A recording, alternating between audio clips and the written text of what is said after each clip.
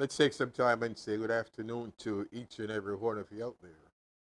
Irie Times Live. This is unusual for me to be doing this at this time of the day. But when you have special people, you have to come out and do that. Two brothers we have here is Brother Leo D is over there in the corner hanging out. And we have another brother called Brother Jeff Sarge. And I won't tell you anything about Jeff Sarge that I don't know. Know the brother well over many, many, many years. I'm not even going to say how I know him. But we're going to say good afternoon to you, Brother Jeff. How are you doing, sir? I'm good, Mitch. Good to be sitting here with you. Like we say, it's been so many years, but it's all been good years. Jeff, out to the beautiful island of Jamaica. Where in Jamaica actually you grew up and you're from? Well, the lifeline is I was born in Delapre Road. That's off Maxfield Avenue. Then after that, I moved to Russell Road and Lincoln Crescent. And in between that, that's when we ended up in Harborview. So I spent my young years in Harborview, but that's in the east part of Jamaica. But I went to school, All Saints Primary School, that's in Jonestown, the famous All Saints Primary School, I must say. Because when you check who come out of All Saints, it's a long list. And then I went to St. Andrew. No, stop. There before you go to St. Andrew. All Saints. Yes. Some of the names that I recognize. Yes. Dennis Emmanuel Brown? No, he went to Central Branch. Central Branch. But you have people like Gregory Isaac used to pass through. When we say pass through, supposed to go to school, but pass through. Johnny Osborne. But we had some great sportsmen, like Desmond Lewis, who played for the West Indies. We had people like the Goodison brothers, who we know were famous in Jamaica, that sports and music. But the list is so long, and that school is so famous that, unfortunately, over the years when the violence got worse, they had to close the school. But it is an historic school. Okay, from there, where did you go from there once you leave school? Well, I didn't leave school. I was asked to leave school. That's a difference. That was after a year at St. Andrew Technical. Then I went to Durham Commercial School on Up Park Road, Up Park Camp Road, facing the military institution. Yeah, I was there for a couple of years. And then that's when my mother was here. She left Jamaica early, and she got established. And then that's when me and my brother came to America a couple of years after. So. And where did you actually come to America? Where were you then? New Jersey, East Orange, New Jersey. So you have always lived in Jersey then? Yeah, I always lived in Jersey. Oh, people thought I live in Brooklyn because I frequent Brooklyn 5-6 days a week. Because as you know, the music business, that was the core, the mecca. So people thought I live in Brooklyn. And them some car park certain places. I won't say whose address it was. But keep that. Yes. So how did you get involved in this music thing? What made you be involved? I always loved music as a boy. And thank God to my mother, she loved music also. So it wasn't a big thing for she to say on a Christmas morning, I don't want to go to the show. And my father said, why you send them? I said, but if they want to go, give them a treat. So me and my brother, we could take care of ourselves from here. So being that interest was peaked so early, I used to save my money, my bus fare sometimes. And on Friday evening, I used to stop by Paxson's record store. And Mr. Godmother was working in there at the time. Okay, that's which other store? The one on in Street? Jamaica, yes. In Jamaica? In Orange Street, yeah.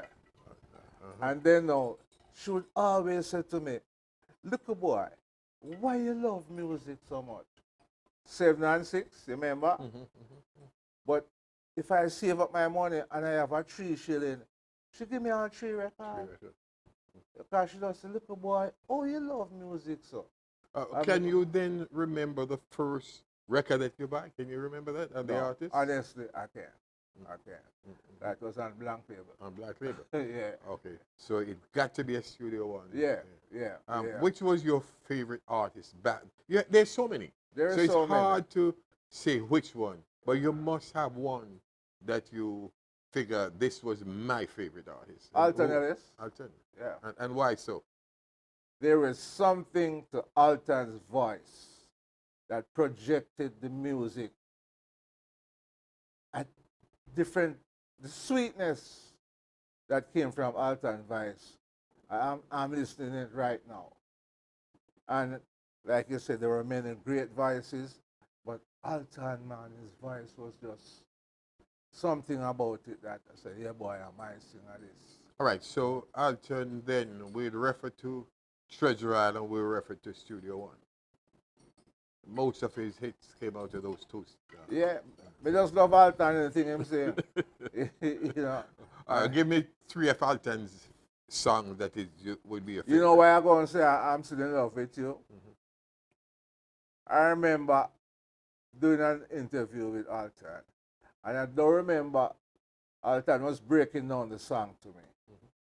And Alton counted and told us how many times he used that line, I'm still in love with you. And he said, every time I sing a line with it, or a chorus or a verse, I use that same 3 line and sing the whole song. Okay, did you ever, well, you know, but did he ever explain to you how he come by that song? Because that's not his original song. No, he never did. You know, he did. The song that he explained to me was when I asked him, because that song, Pearl, and also Sunday Coming. Sunday Coming. But when I asked him about Pearl, that's when he got personal and told me who Pearl was. And who was Pearl? His girlfriend. And everybody said that's one of the first women them called Coca-Cola Bacco. Woo! Yeah. Woo. And him say he never had loved a woman like that. And she broke his heart. Him say he was in London, well, that's how serious it get. He said he was in London one day. And when he looked, he and Pearl was coming on the same side of the road, and he stepped across the street. Wow. Whoa. Now that's a man with a broken heart. Yeah. All right, let's compare 3 brothers then. Alton, John, and Baba Andy. Why? Yeah, back me up, Mitch. The thing about it, everybody has their favorite, and nobody is wrong. Nobody wrong. For the simple reason that any one of those 3 singers, they can sing for you all day. But one of the things about going to the Christmas shows, you know. Which Christmas show? Because Carib Theatre, Carib, Rialto, Regal, we have to choose. We usually try to get to do 2 of them. We used to look on the bill and see who, at the time, maybe who had the hit song or who was the favorite. And we went to one, and then we try catch something at Ward also, catch piece of the show at Ward also. You know, it was because just... that was a Cox presentation. Cox was at Ward, so we want to catch, if we never catch all the studio ones sing, and we don't say, yo, them Coxon man, a Coxon show that award, you know. So we get all the studio one thing them. You understand? And just to digress a bit, Jackie Me Too was living in Harborview. Harborview, 17 years old. Well, the first band Jackie went into was a band called The Rivals.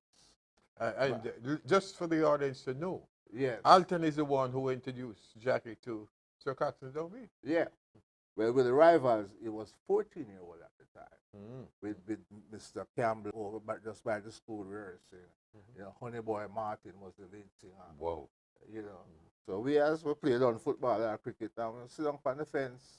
Jackie was my friend, and we grew up together, you know. So music was always here. So when he asked me how I got into music, I was always around into music. you know. Let's go back to Jackie Me Too though, because there's a band called the Scatterlights. Yes. As a keyboardist in the Scatterlights as a young man, sort of break that down to me with the different the different guys, the Rodan Alfonso, the Tommy McCook, the Brevets, and all that jazz. Well, anyway, turn that getting we got to know them, which was a beautiful thing. Roland was the brain trust of the Scatterlights. They were all geniuses, but Rolly know what the drum pattern for be. Roland know what the guitarist to play. Jerry would sit down with trombonist, Dan Drummond, and then he would tell Johnny Moore. So there were all so much knowledge in the Scatterlights. That is why for the 3.5 years we were together, we get so much music that we have gotten. All right, would you then say because of the trend from Alpha Boy School with Sister Ignatius, Yes. that have a lot to do with it? Because they were all taught music. So they came together as a band, everybody knowing music. That's why they would say, red light, one take, and that was it, 99% at the time. Because Roland said, when them say one cut, one take, anybody ever miss, have to buy a round. Let's go back to Alpha though. Yeah. Sister Ignatius was a jazz fanatic. Yes. Most of those songs that the Scatterlights did was not original stuff. No, sir. No, but sir. they were from some of the great jazz artists, Monte Santa, all those great guys. How did Mr. Dodd get in to have these guys do these kind of stuff? And this is where the genius or the greatness of those men came. Because they would listen to those music and turn them into a Jamaican music. So you had to know music, you had to know arrangements, and you had to understand the song itself. You had to understand the song itself so you can create the movement of music within those songs. And that's where their knowledge came to fore. Okay.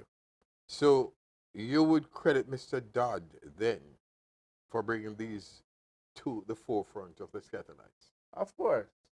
Yes, man. You have to give credit, Tommy McCook, he had refused to join the Scatterlights because he was in.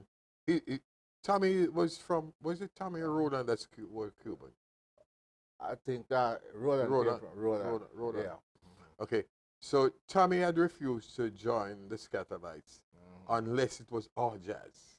So they create the scenery, changing the jazz to a Jamaican beat. How did that come about with Studio One?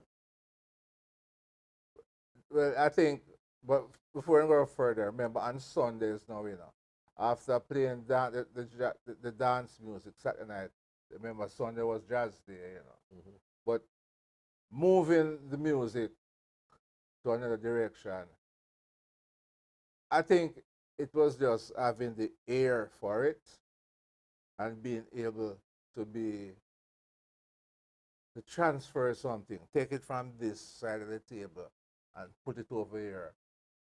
And when you listen, you say, but how did you get over here? Well, we had the ability to do that. And all of them were on the same page. The same page. Yeah. All right. The singers back in the band then was Lassell Perkins. He was the number one. Lord Tanamo and Doreen Schaefer. Put them in context of how they create the songs. Because Lassell Perkins did a song, I'm in the Mood for Love. That was an American song. Yeah. Was it King Pleasure did that song? But his version is totally different from the American version. How you think he created that kind of atmosphere? That's once more again. I keep going back to that, having this ability to move A to B. Because I'm sure when they were listening to that song, they listened to it, understood the song, but now I'm going to do it My way, my my way. way, my way, my way. And that's how they ended up coming. Yeah, but it had to be that they themselves had this The ear ear for. and also had this creative thing inside of them to be able to do that. Another thing with the Scatterlights, though, they did a lot of the movie themes, Exodus, Yeah. you know, things like that, taken from the movie, because those were the big movies Yeah, back and then. the Jamaica people love those in things. Jamaica. All right.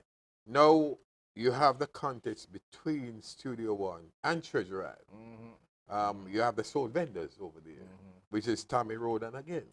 You have the Soul Defenders. You have the Scatterlights. The life of the Scatterlights was 3.5 years. Yes. But it's the most known band in the history of Jamaica. Indeed. Right now, they're touring as the Scatterlights. But it's understand. all different, man. Yeah, the man, only yeah. living Scatterlights now is Lester Sterling. Yeah, and Lester and is he's sick. very sick. Yeah. In terms of the artists complain about Mr. Dodd not paying them, these artists I worked at Federal Records back then, and I know the history of it. These artists would just come and say, give me the money, man. You understand? But they're living off that right now, those who are still alive. Take me back to some of the great artists, the Altons, the Ken Booth, the Heptones. Delroy once said Delroy. something to me, is that me not vex with Mr. Dad. Only per man vex with him. But I ain't put me on the world map.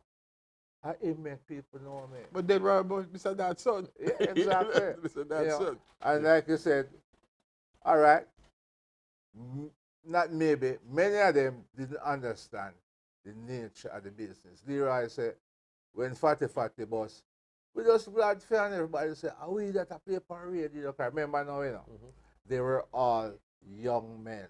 Many of them were still wearing khaki clothes going to school. So hearing the radio, music on the radio, that was it for them, not understanding that's the business. But Mitch, remember this now.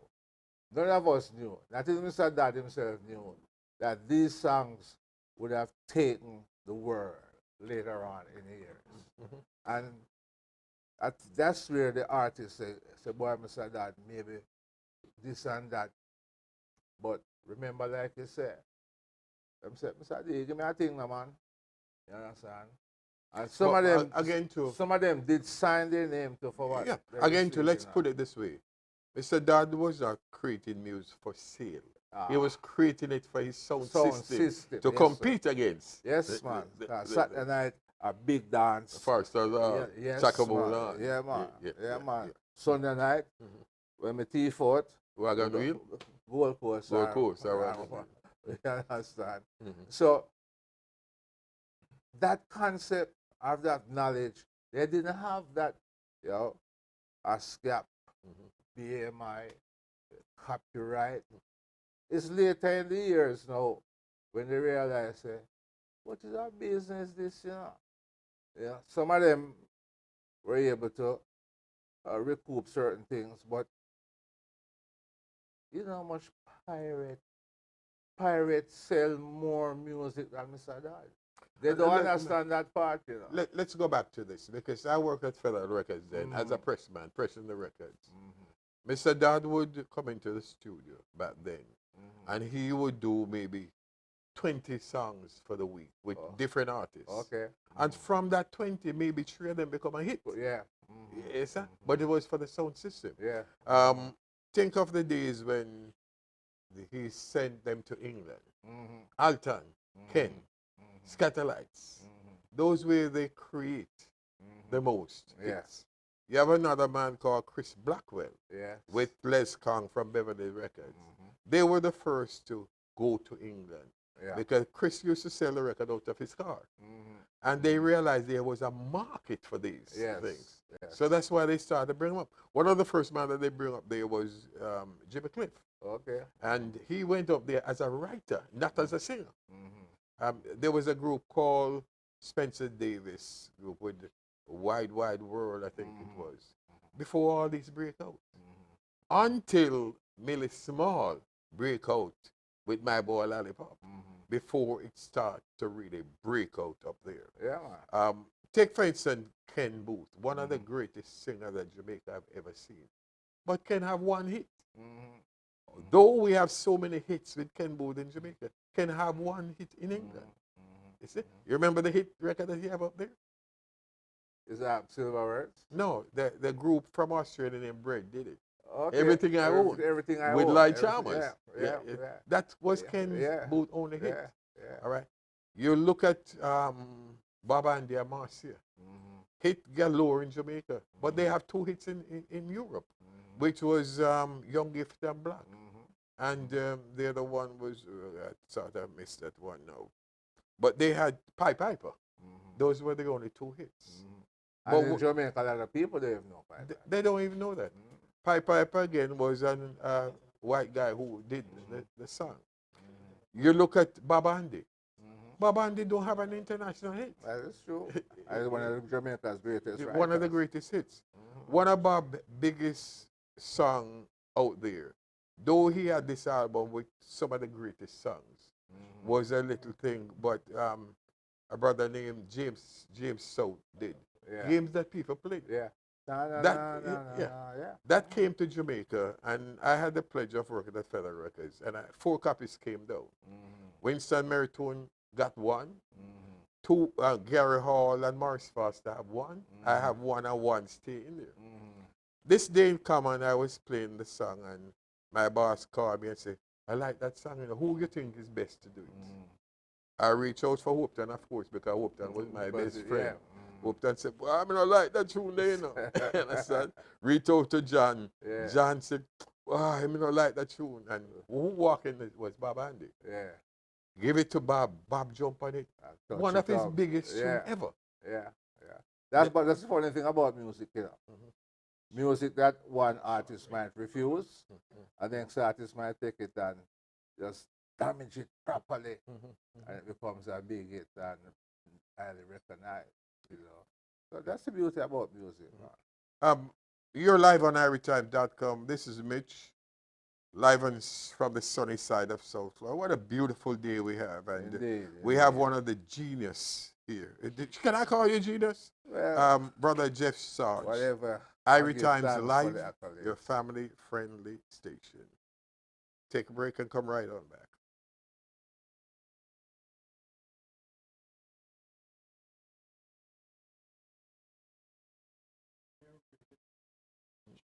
Aye.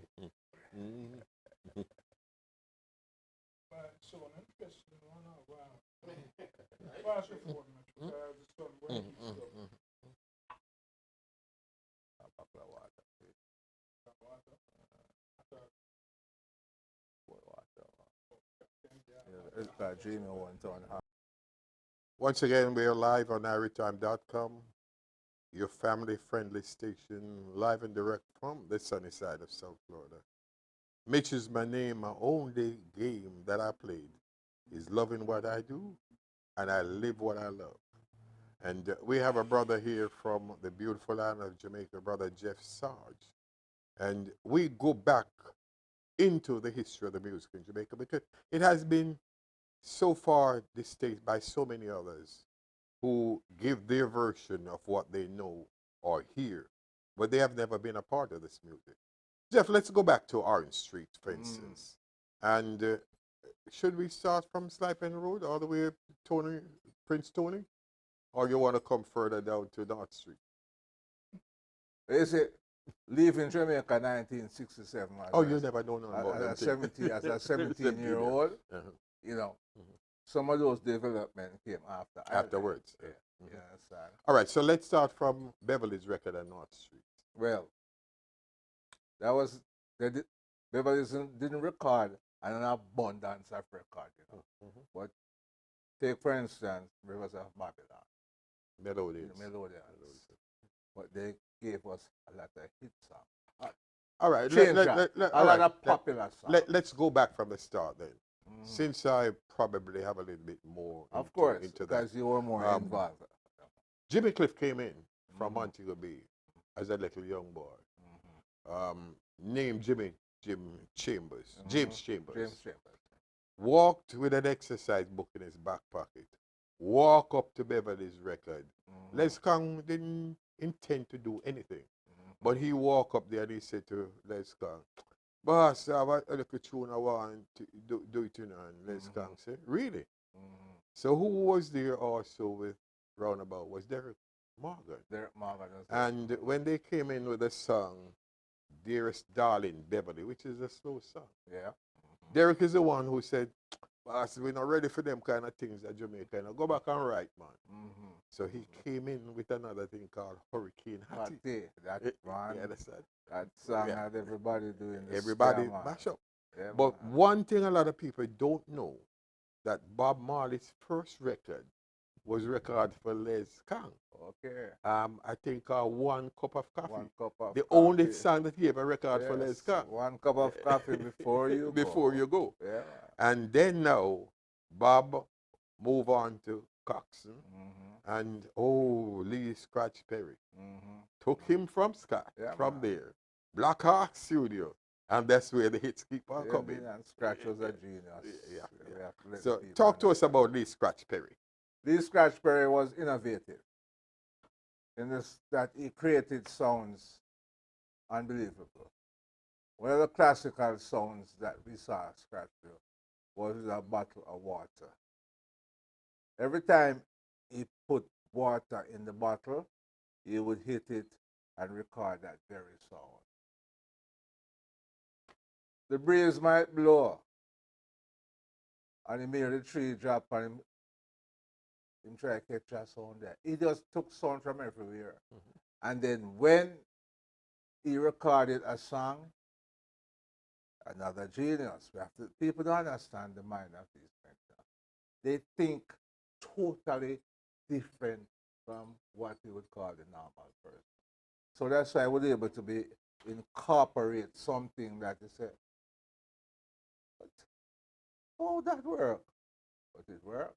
But that's the mind of the all right, so out of Studio One came two geniuses then.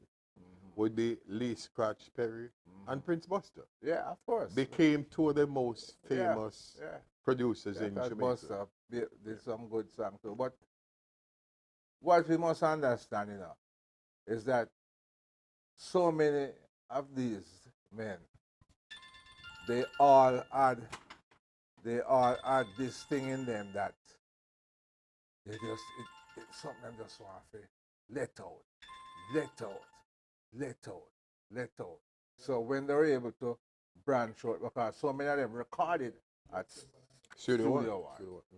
So when they're able to evolve on their own, that's when you saw the growth of them.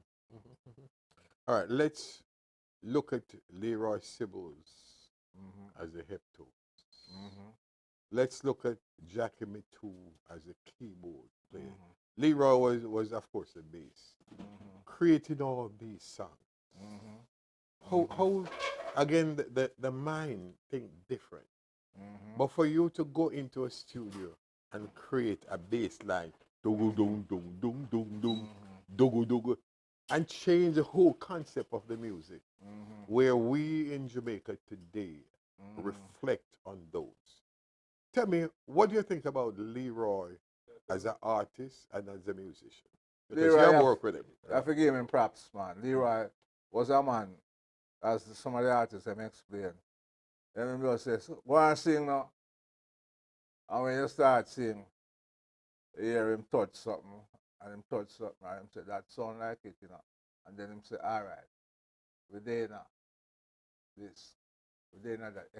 Carrying them through, because if his ability to know music, no, you gone too high, from look lower. You understand? So Leroy greatness, I think, was underrated. Because as you know, one of the big mistakes we make in music, we didn't document who was on the record. You know? No date, no time. No date, no time, no name, player, for. But just as some of the great hits were identified, so why they play that, you know. Mr. Nibs play that, you know, and so and so. So the minds of these studio, what you call it, the ones that who run the studio, they were always of a freshness that each artist coming there, they could fit a sound, fit. No man, I know you're saying that, man. Hear your thing here. You understand that, and that's why I say we had such great ability to adapt to the whether to the record or to the singer. All right, look at a brother by the name of BBC with a group called the Gay Lads. Yeah. BB came out of Vineyard Town. Yeah. Along with Boris Gardner, along with the Barnett brothers from Ronnington. Yeah, man. BB has been known as one of the greatest writers in the history of Jamaica music. And internationally. International. Somewhat. Yeah, he wrote more songs than everybody else in Jamaica. Of course. Yeah, right. But if we then compare the groups, we look at the Charmers, we look at Higgs and Wilson, we look at the Blues Busters, we look at the Gay Lads. They were patterned an American style. Exactly. But again, like you said, they changed it into a national beat. Because like Blues Busters now, they were one of the first Jamaican groups to tour America. As a matter of fact, they was one of the first Jamaican groups to be signed to a label in America. We're talking about the Blues Busters. Yes. Do you know how that came about? I don't know how that came about. All right. Johnny Nash came to Jamaica.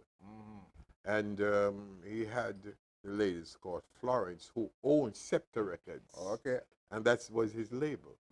Bob also that night when Johnny came with Eric Clapton and they did I Shot the Sheriff. Yeah, I Shot the Sheriff. That's how it is. Philip, married to the secretary of Florence from Scepter Records. That's how that came about. That is why Phyllis, the Blues Busters was able to tour America back then. Brothers were touring with Joe Tex. Yes. Yeah. Apollo Theater. They have never seen anybody like those two brothers. Clean dress. Immaculate dress. And the dressing part was another part of the Christmas morning stage show. You don't want to see who have on the wickedest suit or the wickedest outfit. You know who the tailor was? Tony Rivers. No. Clancy Eccles. Okay, but Tony Rivers was also sewing at the time too. Well, Clancy was the man. Clancy was number one. Yeah. I recall the first time I worked with Hopeton back then, as you know.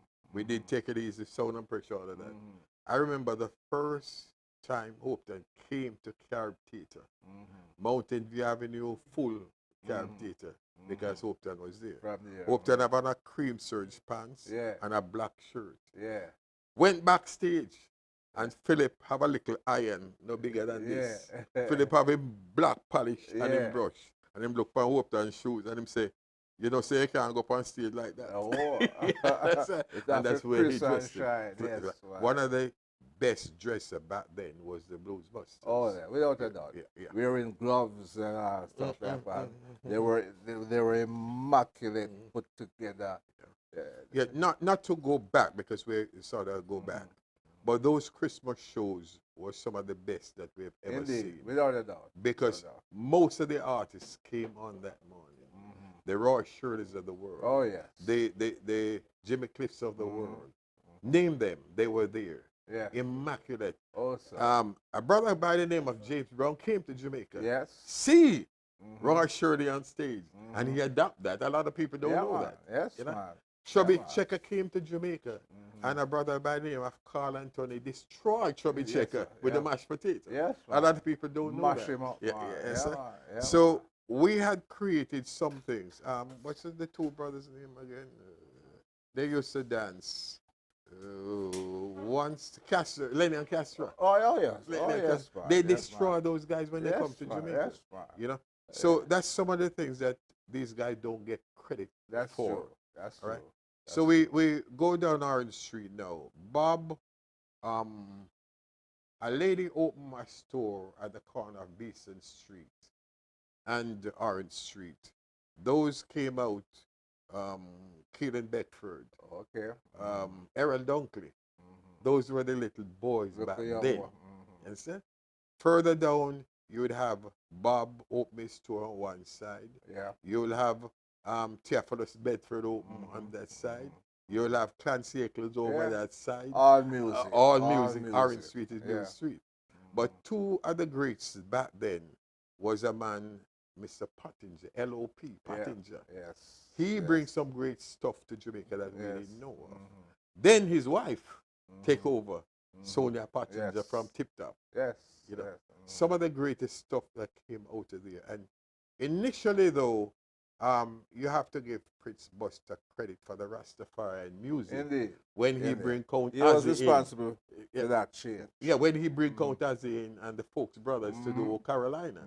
Yes, but before that, Mr. Dad had done it, but totally different. When he did Mellow Lark's Time to Pray. Okay. You know, those things came in. But some of the great musicians, again, like we said, came from Warwick Hill with Count Ozzy. Yeah. You know, all the instrumentals, the Johnny Moores of the world, the Don Drummonds of the world, etc., came out of there. Yeah. But we can go on and we can travel that, the history. that was then, the history, the foundation. Right. Yeah. All right, let's go to, you came into America now in New Jersey. You started your great career there in music, broadcasting. When did you start on what section did you start? The timeline is, first of all, was going to school. Along the way, we started out to build a little sound system, and that sound system became famous in New Jersey. What was the name of it? The first system I built, Lee remind me of the name, was the Bubble Beat. And after that, the one everyone recognized is Jam Tone sound. So here come Papa Moke and all those songs also. But going to school, there was time for entertainment. We had an organization in school called Caribsa, which was formed at NGIT and combined with Rutgers students. We had issue with the administration. So what we did, we planned those shows and took them off campus. Now they all belong to us. So we didn't have you take them on the road? You took those shows on the road? No. We took them to different various venues, including one where Leo D was the sound man. So out of that now, along the way, sound system. So boom, yeah, try to look at show now. So started with some local shows. Along the way now, because I was always back and forth between Jamaica and the US. I never lost touch with Jamaica. Getting to know the artists, them coming back and forth. That's when I decided, say, you know what, we could step up the game. And then we started. Of course, like you said, I frequented New York so much that people thought I lived in New York. You live in New York. You know, so of course, that was the mecca. And so we started out with maybe a 3-artist show. And then, as you see, when I came to those 3 artists were local or were from Jamaica? Our first show was, I think, was with our brother who is down here now, by Junior Biggs.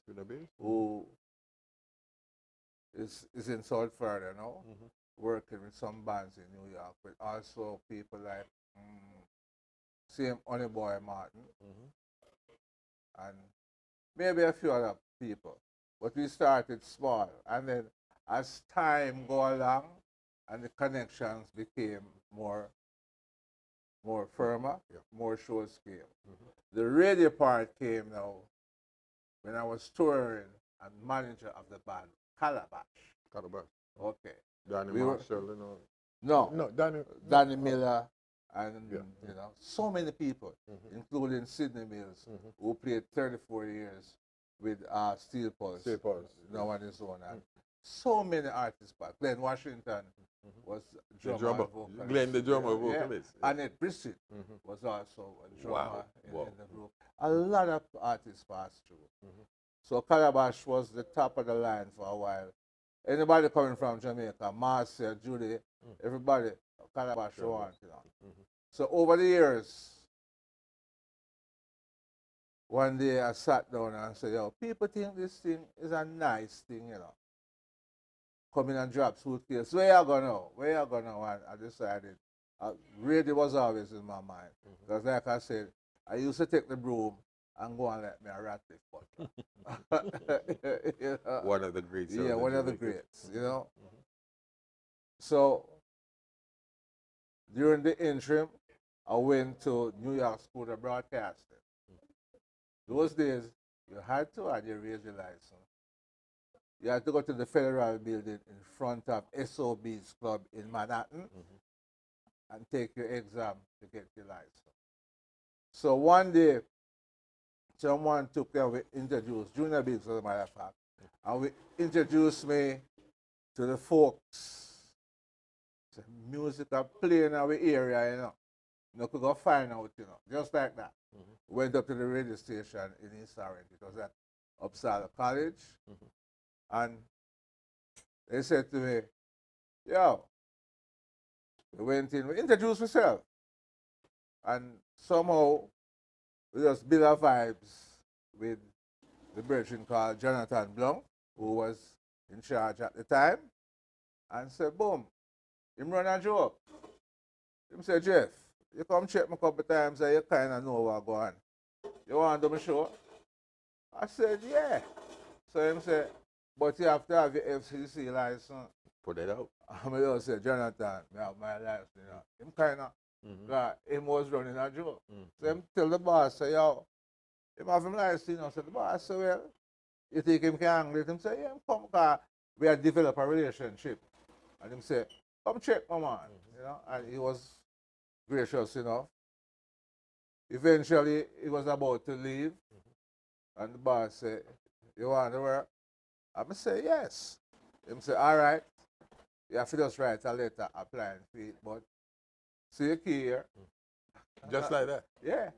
The man leaving the morning, he put on the LP, a Bob Marley LP. I don't remember which it was. You remember those days, it's 5 songs on one side. The man called me and said, I was living close to the station. Listen, I go on vacation today. I put on a Bob Marley LP. You reach here before it done. I mean, just throw some record and create and do so. Boom. When we reach up the last song, just start. So that was a Friday. So I was on WFMU's from 84 to 86. August 9th was my birthday. That's the very day I started. August 9th, 1984. So I was on the radio for Fridays, 10 a.m. to 2 p.m. for 2 years. And then after that, I switched to Sunday. And it's now 38 years going on. Was that before Free Eye in Jersey or after? No, Free Eye was on, I forget the name of the station. And we all used to Free Eye. And we used to come together also, you know, and Free Eye is good, and, you know. And he introduced, and people were up because we are here reggae, and you know, Free Eye had this style, and you know, we used to have integrated parties and stuff like that. But the show kept building, and of course, we have built the listenership to the point where on a Sunday morning, you know, some people tell me say them come at church. Some people say, when me done 12 o'clock, Sunday dinner cook, you know. But the greatest thing I have I really appreciate all of it, Mitch, is that I have generations. So, yo, me used to listen to you as a picnic, you know, and now my child I listen to you, and I feel them picnic I listen to you. So here we are now, Reggae Schoolroom is now gone into its third generation. You understand? And I named the program Reggae Schoolroom from day one. Because it was always me say, yo, me not change this, you know. Reggae music we are going to play. Because you know, people always want, put in a bit of that. I said, them are that. And I always say, you ever listen to a jazz program and hear them switch them program? You understand? People tell me, say, that not going to work, you know. Because yeah, play Rasta music and all them something there. What is Rasta music? And so I say, What is Rasta music? so you know, live in love. Rasta music is love, it's life. Rasta preach about. I love to sing about. And them same people, when you go to them house now, them have Bob Marley upon them all with a big spliff in their mouth. You understand? That's how far the music came. And of course, you know, we have introduced, you know, we don't, me not blow my on, but Mitch, you know, I have broken so many artists in New York. In New York. You understand? And no matter some of them, all right, I'm going to give you an example. I'm the first man ever play Il Selassie the chapel, right? The brethren them go to Ethiopia, and the brethren who do the song. Him have 4 or 5 blank copy. Him don't know what the song name, because I'm the Ethiopian and a turntable. Him say, on a sound system, them time I was playing sound for the 12 tribes of Israel. I mean, he was the selector. See? We come with the song, and the man him say, yo, we come and we touch it, you know. And the tune we Bob do, because it's not an original, you know. A lot of people think it's an original. It's not. So we have it. And the first morning I played a song on radio. A man called me and said, yo, whatever that is, I give you $500 for it. The first morning we played that. See? And that's just an example that we have been able to open up to certain eyes. When Glenn Washington did the first album at Studio One, Mr. Dad called me the Sunday morning. You know him call everybody Jackson. Jackson. Him say, Jackson, nobody can tell me nothing, you know. Because me there here, you bust the thing. You understand? Come check me the other week. You understand? And as a producer, Mr. Dad teach me one thing. He say, when you produce a music, make sure you produce good quality, last and forever. that thing stay with me. You understand? That anytime me going to the studio, for instance, right now, I have a junior big tune to put out. I'm going to play it for you when you're done. Over 20 years ago, I did that tune there. I'm going to play it for you when I finish this interview. Some of the stuff that you have produced. Well, right now, there is a song by Beverly Williams called Sufferation. Mark that song. You know why? That song was done with my first session when we finished school. So my brethren them just walk in and they used to go to school. When we leave, when we graduate from Rutgers, Leo laugh after me all the while and say, why you go to college and you never work a day after the degree yet? But music just take me. Until this day, that song that put out from 1977 is still being pirated in Europe. See? I did a compilation with called Jeff Sarge Presents the Music. I did that. That was released in 2020. And unfortunately, it's no longer with us. Julius Standard Tafari on it. I work with him in California. Yes. Yeah, I work with him in California. Fred Lux is on it. And, you know, it was my bass player, Dalton Brown. People never know him as a bass player. But when me got Jamaica, I said, Dalton, go find the bass, you know. Because he was my bass player. Because he played the sound I wanted, you understand?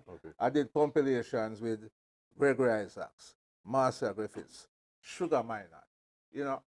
along the road. You understand? And the label is called Shaka. You ain't see it. We don't produce a whole barrage of music, but people always say, boy, anytime you drop something, you know. Yeah, but Mr. Dad teach me and him say, the horns. He was very specific to me about Oh the yeah, horns. love that. And him say, Jackson, you see the horn? That are the birds, I see. That are breeze, that run, not sweet like that. They are. You understand?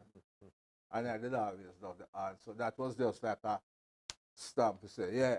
And time I do my tune them, anytime space what happened, space and what happened, and all listen to the song. Yeah, man. Yeah, man. You mentioned the name Marcia Griffin. Let's look at some of Marcia's work from Studio One. I think it was Strange. Was it Stranger Cole who brought her to Mr. Dad attention, or Derek?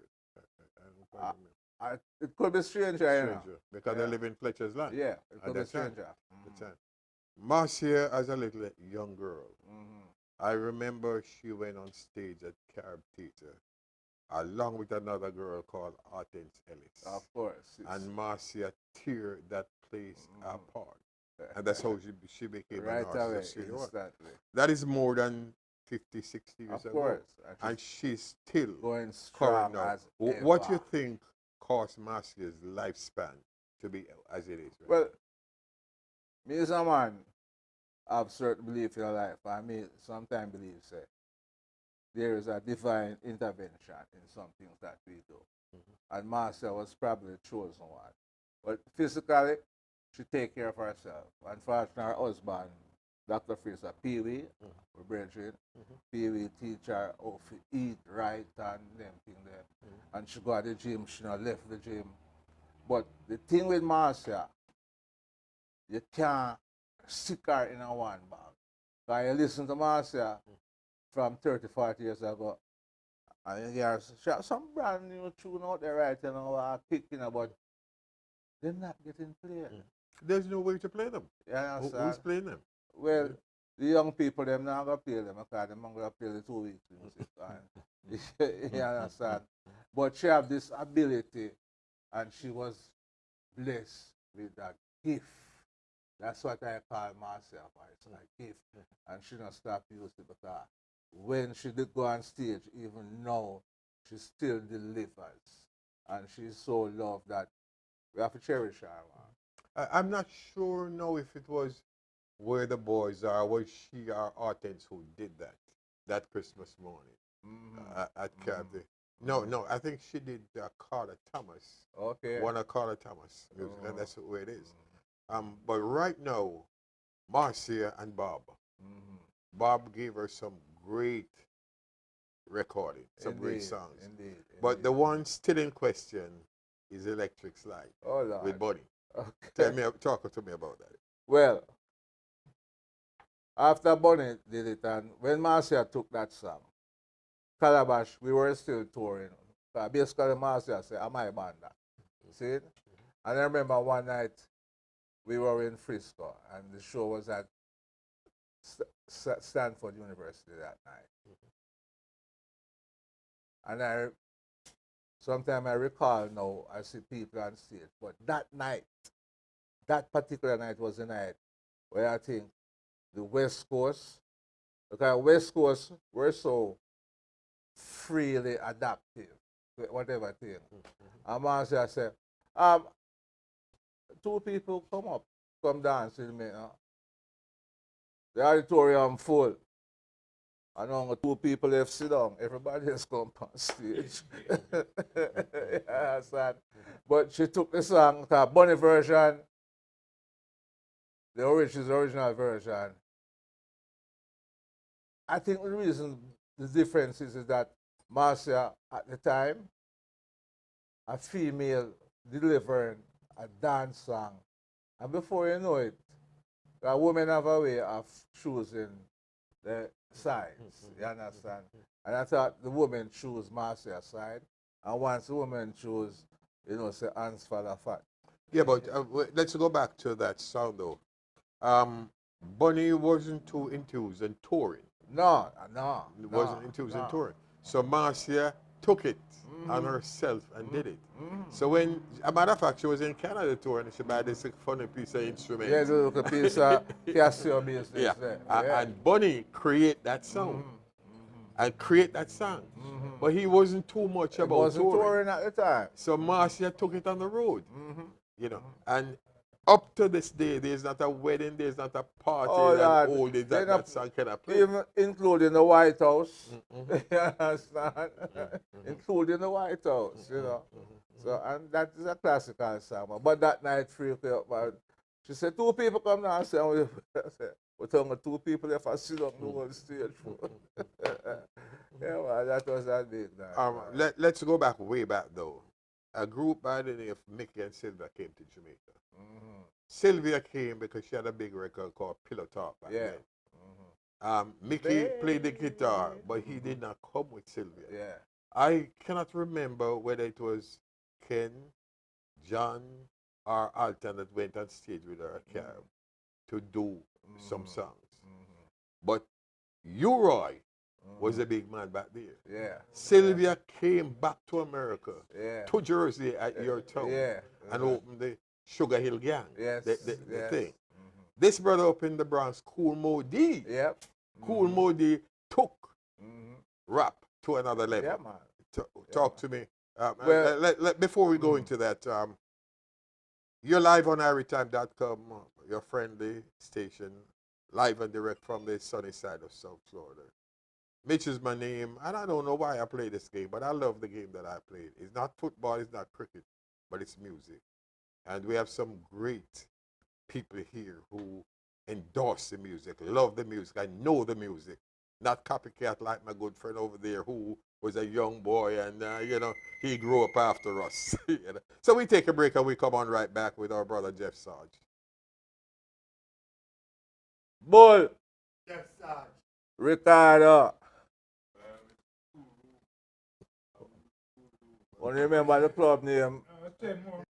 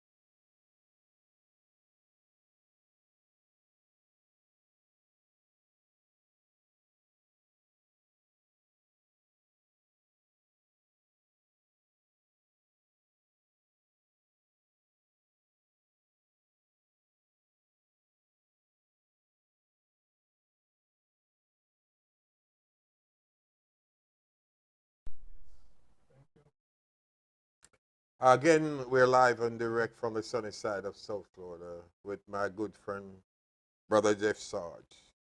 One of the men who make reggae music in America. One of the men who broke some songs here in America that you never hear. I don't want to go back to Jeff, but you cannot complete a program without Driver.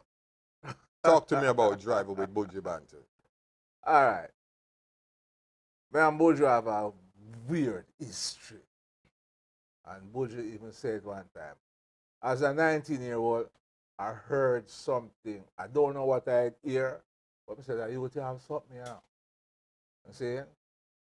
So I was the one who really started push Buju as a 19-year-old out of reggae school room. Okay? Now, here comes Boom Bye Bye. All right? The song come, play, it lay flat. And when the LBGT group out of Jamaica, J Flag, take it up now, when them start mark the artists, them say, then listen to a song, you know, and them broke it down for the people, them, and that's when them. Anyway, every year we do a fundraiser at the radio station. But it's a public station. You know, even though when Uppsala College was closed, they bought the license and bought a building, moved to Jersey City. So I called up Bourgeois management and said, listen, I need some products to add to my price list because in a couple, 2 months from now is our next fundraiser. She said, no problem, man. When you come to your Bourgeois product, the way you bust produce it, and you know, plus I had done, we bring him come to Jersey and, you know, him do all radio and because of the television program and Comcast in Jersey, you know. So I went and picked up the records. And she said to me, hold on there. You know, say, we gonna produce the video for Driver. I said, so what? She said, I have a picture here, you know. I have a picture, you know. I'm going to give it to the producer. Is that all right with you? I said, it's all right, go on. And 2 days later, the phone ring. Driver. I said, you mean driver? I said, from the producer, I get that the picture, them says, see the driver. See the yeah. driver, Yeah, and the funny thing about it now is that so many brethren them say, yo, you know how much time I call Bourgeois and say, boss, when you do the video, you know, and me, you know. And I want to tell you, Jamaican people sharp, you know. The day when we were driving through Brooklyn, we do a whole heap of driving. The footage must say, you understand, but you know that already. Every week we're going out. When them see the people them just, you know I met driver, don't it? But Jamaican people, you know we sharp already, you understand? Yeah man, so I never asked, I never wanted to be in the video, I never had any desire to be in the video. And the funny thing about it, until this day, people still see me and driver, and I say, what was it about that video? Because people used to come home from Manhattan and say, hey, you know, say you're dirty up 42nd Street, the big old video for 42nd Street. People call me on Jamaica and say, what, I'm coming out from my TV, you know, man. Every time I turn around at you, I say, come on from my TV. A question, you know, because man. we're running out of time. Were you ever paid for that? Or? No, honestly, it was Bojo's thing, right?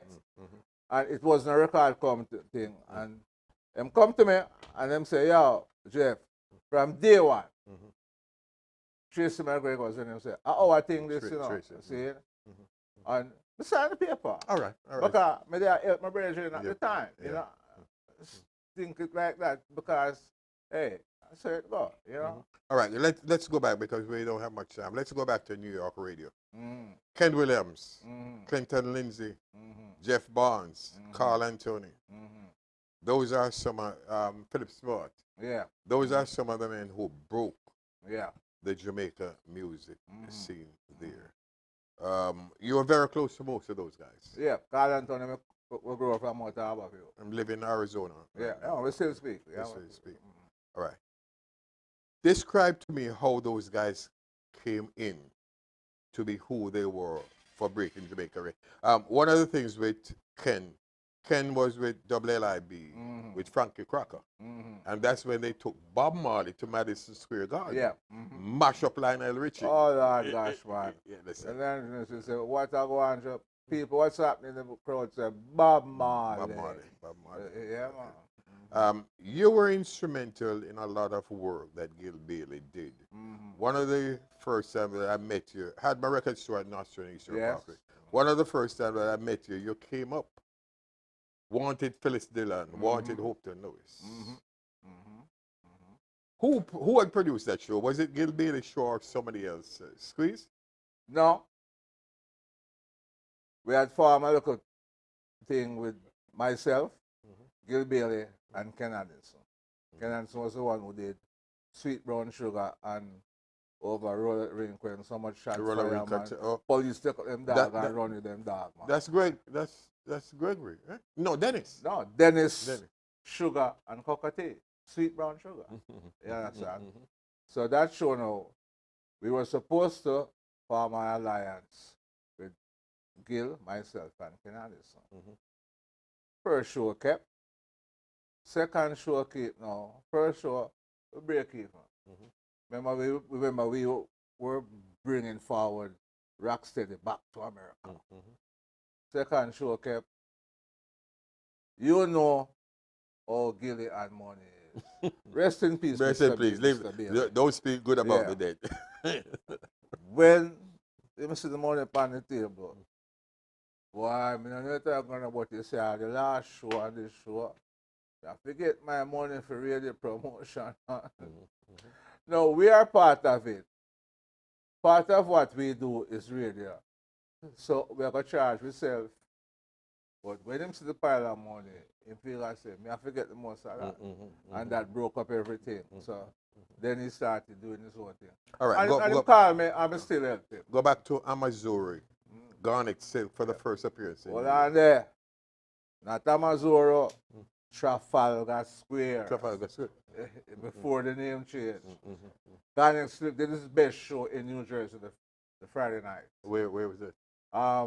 Eclipse? No, it wasn't Eclipse. The name slipped me right for the moment. And the reason why I said that, I was at both shows. The Friday night, he did a massive show, a mega show. The Saturday night, there was an issue with him getting paid. And remember, the show started late. Yeah. That was what that. But and then him get sick, and so the world and North America never really got a full dose. And then I mean that guy sick, him died. He died. But he got sick before he died, you know. Yeah, all right, let's go back to that death with the fire. Saving his mother cost him his life. You think that was an accidental thing or? Why? To be honest, not knowing the details, and you always hear so much thing, we just know that it was tragic. You know, it was tragic. All right, we got 3 minutes to go. Yeah. Is that 3 minutes to go? We're live on iritime.com. We have our brother Jeff Sarge. We have Leo D. And Jeff, what is the future of Jamaica music as it is right now? Okay. It's a tough question, but hear this now. I sold my 40 years of vinyl. See, people say, you sell them? I say, well, circumstances. I got burnt out and I had nowhere else.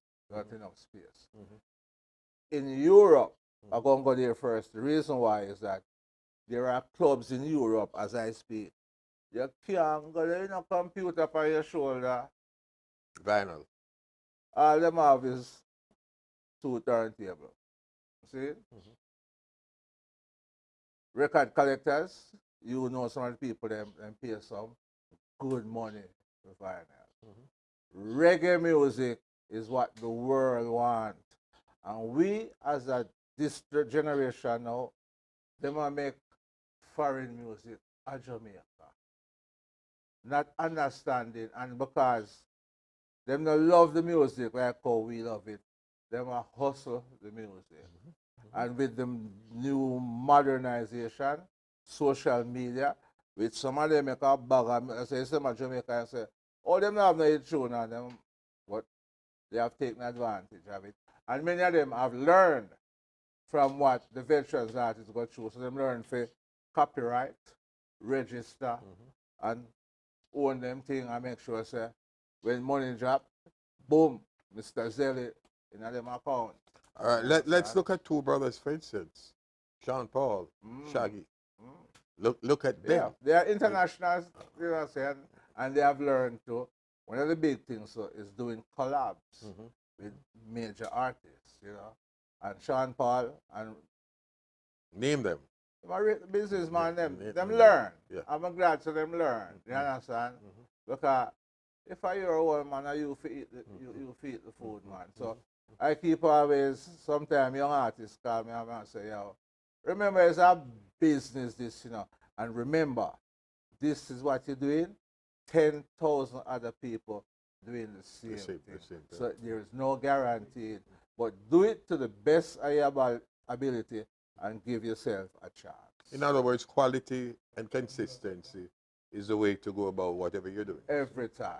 Every Every time. time. Every time. Indeed. Jeff, I think we learn a lot from this little interview. Well, And you have been there from the initial start. You have worked with so many of the artists. You have created history for some of the artists.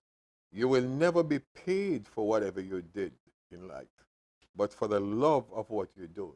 And that's why you're still here today. well, You understand? yeah, man. The Father make you here and he keep you here because there's a reason and there's a promise.